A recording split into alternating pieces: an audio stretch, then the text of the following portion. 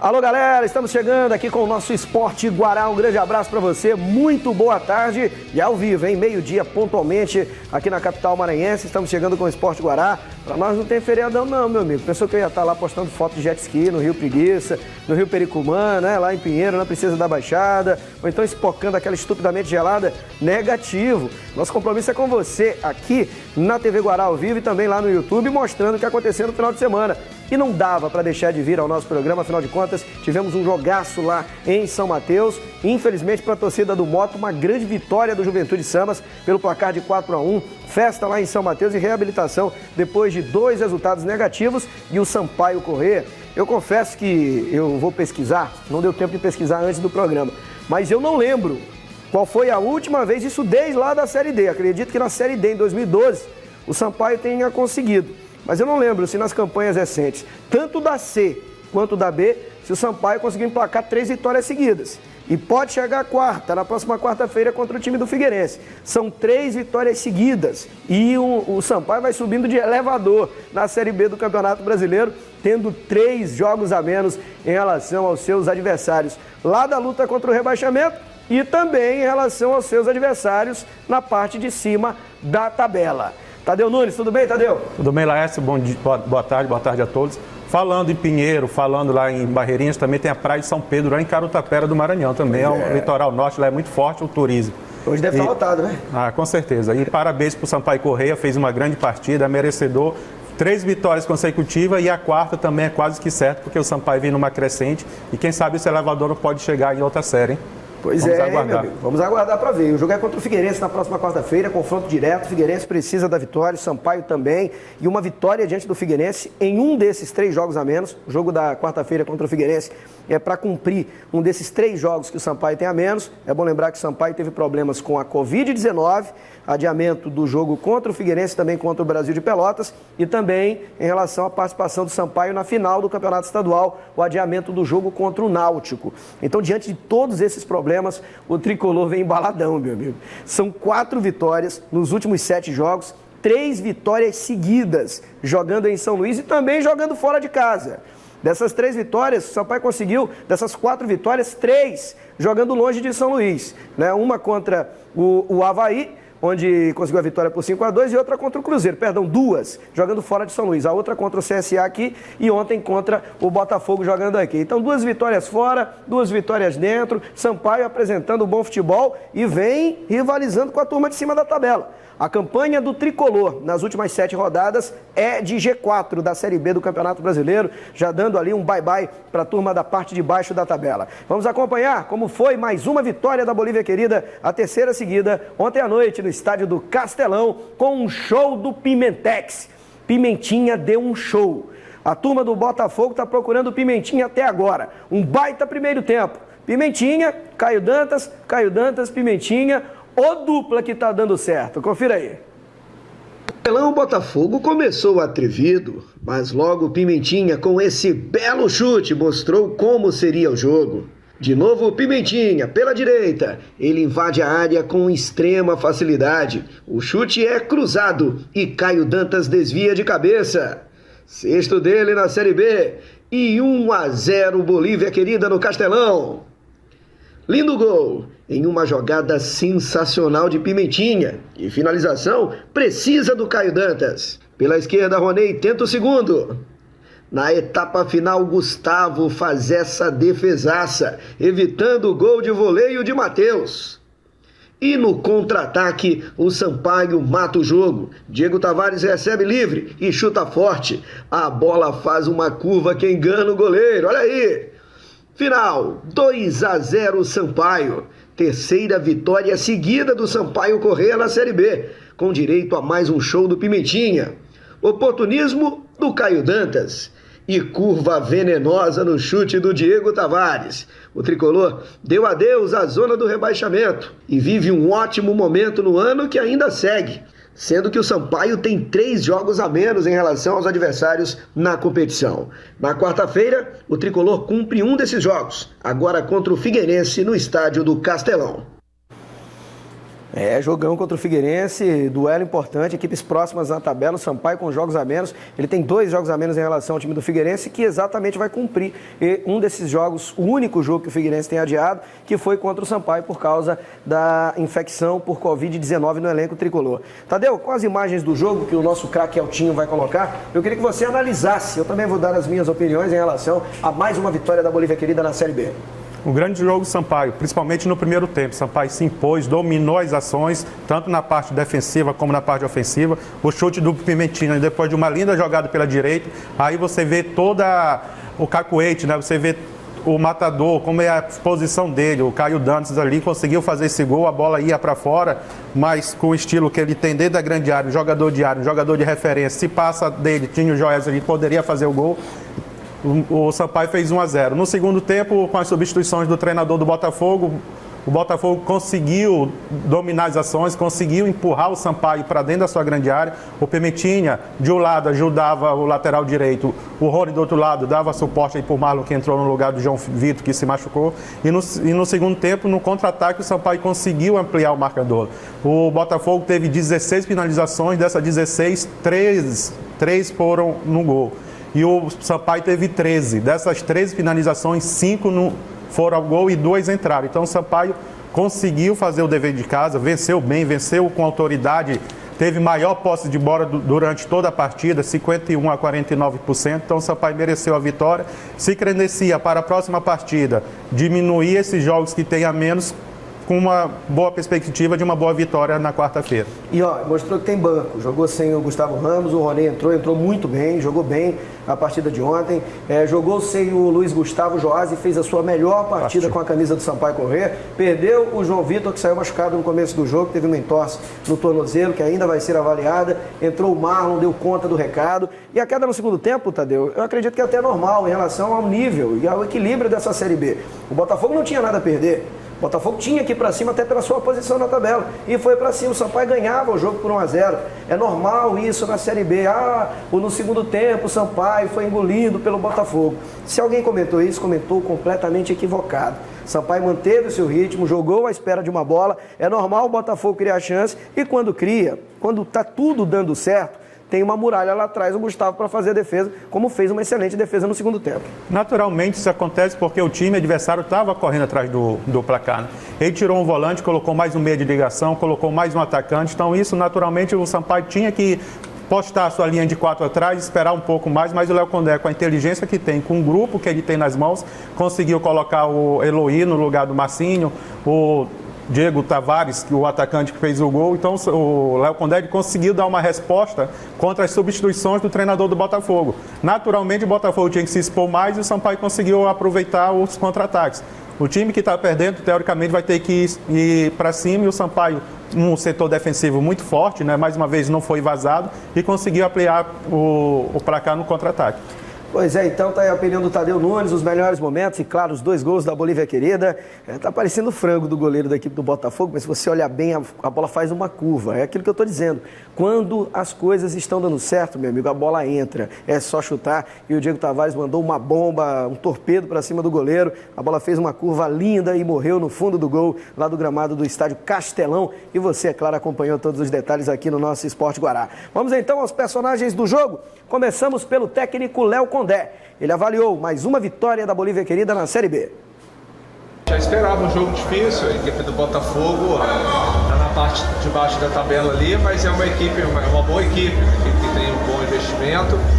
A gente fez um primeiro tempo muito bom, né, beirando a perfeição, envolvemos a equipe deles, criamos inúmeras situações de gols, fizemos um gol.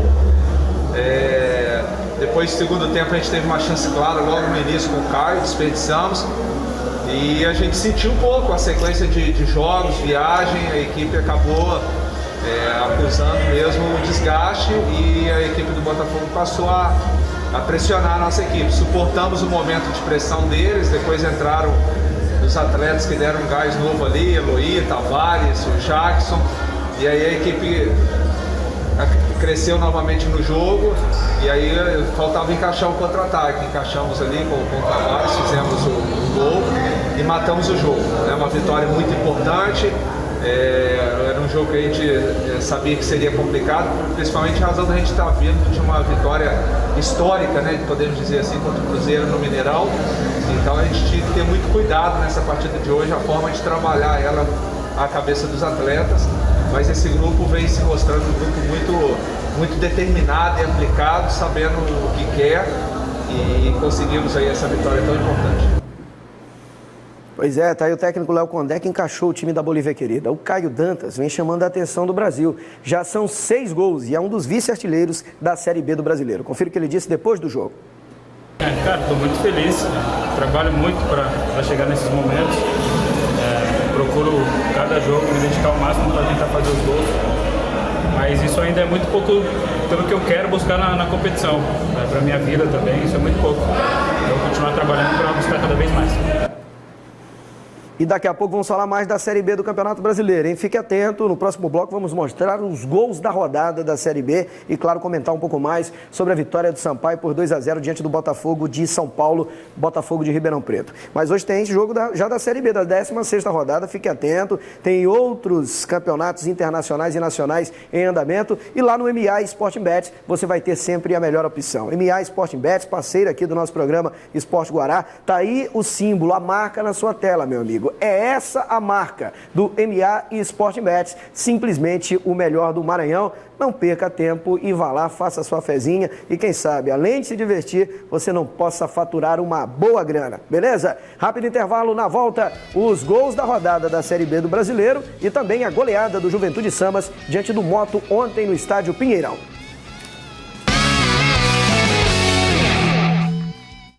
De volta com o Esporte Guará, 12h14 ao vivo aqui no Feriadão para você. Vamos agora falar da Isca Controle de Pragas, que tem tudo que você precisa para dar segurança ao seu ambiente de trabalho, à sua casa, enfim, ao bairro onde você mora, hein? Confira aí. O móvel pegou cupim, tem barata lá em casa. Chama a Isca, controle de pragas, quer dedetização ou limpar a caixa d'água. Chama a Isca, controle de pragas, não agride a natureza nem o meio ambiente. Isca é especializada, profissionais competentes, dedetização, descopinização, sanitização. Chama a Isca que eles têm a solução. 988398516. E agora vamos mostrar como foram, melhor dizendo, os outros jogos da 15ª rodada da Série B do Campeonato Brasileiro. Veja aí. No Paraná, o Confiança saiu na frente do Operário com Kaique Sá. O empate do Operário veio aos 42 minutos do primeiro tempo com Cleiton. Final, 1 para o Operário, 1 também para o Confiança. Na Arena Pantanal, mais uma vitória do líder. Felipe Marques fez 1-0 aos 25 minutos do primeiro tempo. No segundo, aos 12, Felipe Marques de novo, 2-0 Cuiabá. A Ponte Preta ainda descontou com o Luizão, mas ficou assim, Cuiabá 2, Ponte Preta 1. O América recebeu o Náutico e fez 1-0 com Felipe Azevedo.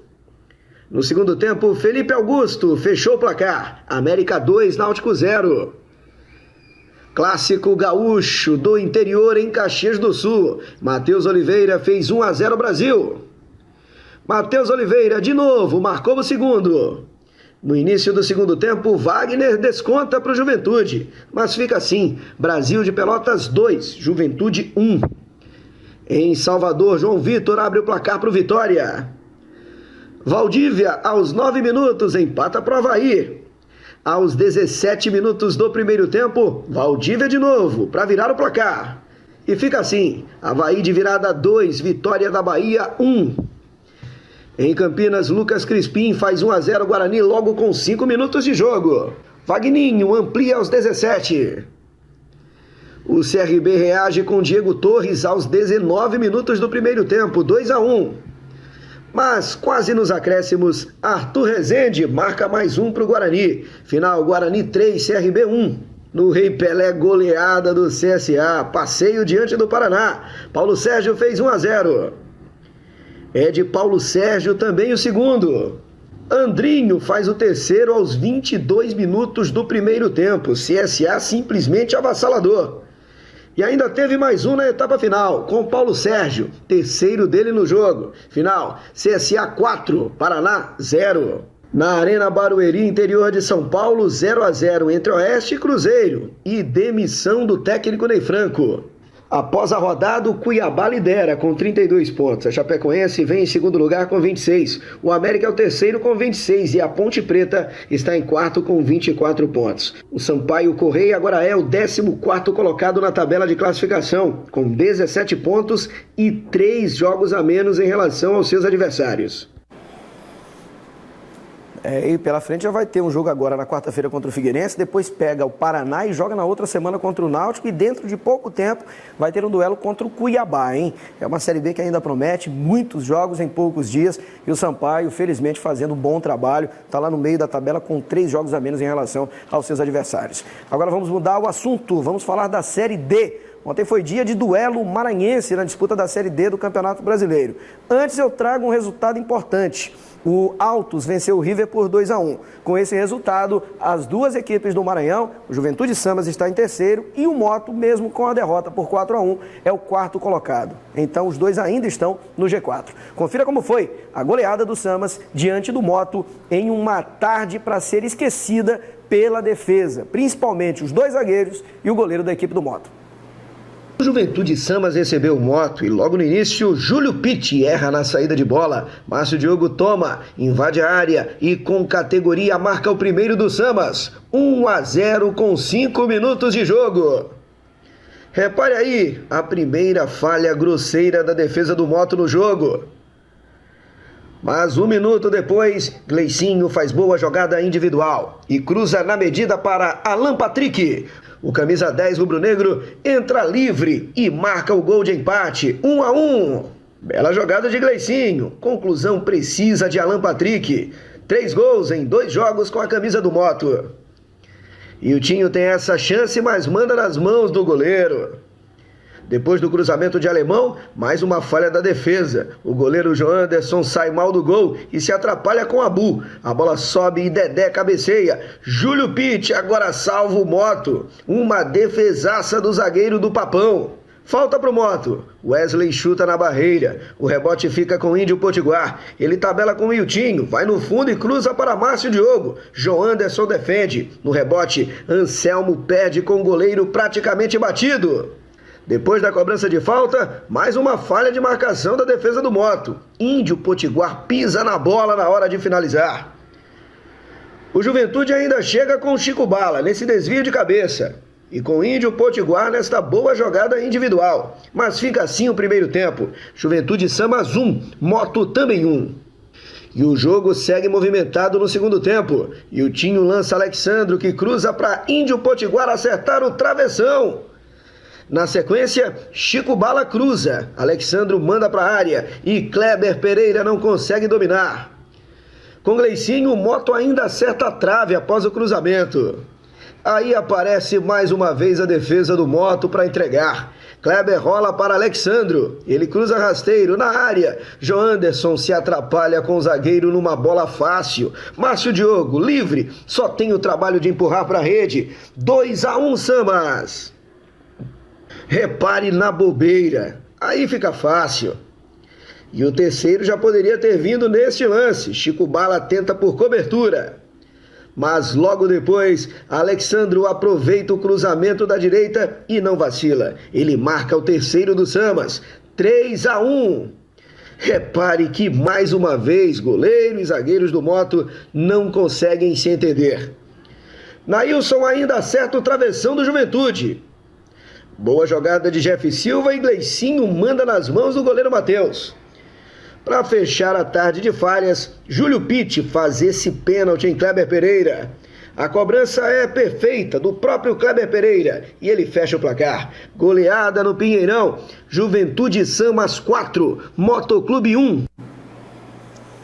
Tá, então, eu acho que a própria narração do texto já mostra tudo. E sem desmerecer a vitória do Juventude Samas, o Eltinho pode colocar para nós, inclusive, as imagens, a defesa do Moto foi terrível, né? E o técnico Léo Goiano precisa urgentemente que os reforços cheguem. Já está chegando o Martoni, já vou citar os reforços que estão chegando agora. Mas essa dupla de zaga não tem a mínima condição de ser titular do Moto, Ramon e Júlio Pitti, né? Com todo respeito. O Ramon foi o pior em campo junto com o Júlio Pitti. O João Anderson também fez uma partida muito ruim, e lamento porque é um goleiro promissor, mas a defesa do Moto teve uma tarde para ser esquecida.